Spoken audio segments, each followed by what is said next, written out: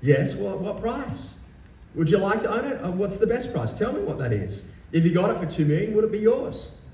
Oh no, I'd only consider it 1.8. How did you work out the 1.8?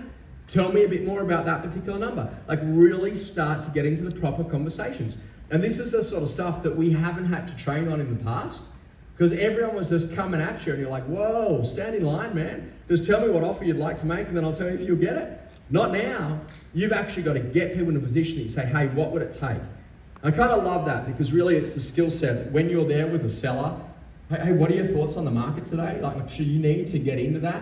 When you're working with a developer, and even if you're working with a smaller developer, you say, hey, what are your thoughts on the market right now? Hello, Mr. Foster. How are you? Expecting to have something very good. Inshallah.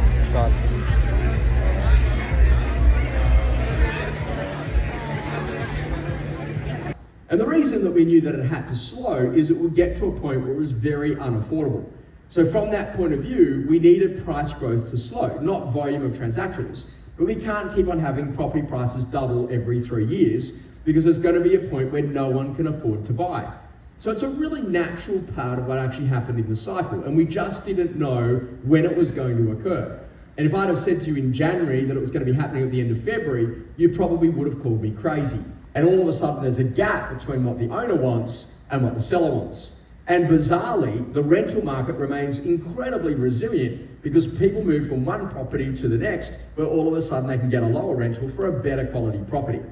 But what you've got to spend more time in actually having proper conversations over Zoom or being in front of a real life human being to get them to go to make decisions.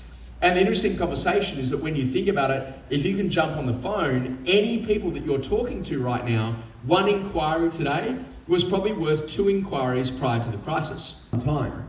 The UK, Australia, New Zealand, they're all really good examples of markets that have come off for quite some time, mainly because of government policy.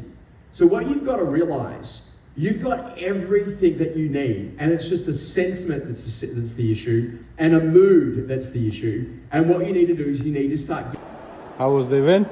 Oh, it was a fantastic event with a great speaker, Mr. Josh Phegan. How was the event? Oh, it was a fantastic event with a great speaker, Josh Phegan, Okay. and sponsored by Haus Haus. It was a fantastic event. We literally thank you and really appreciate it. Thank you.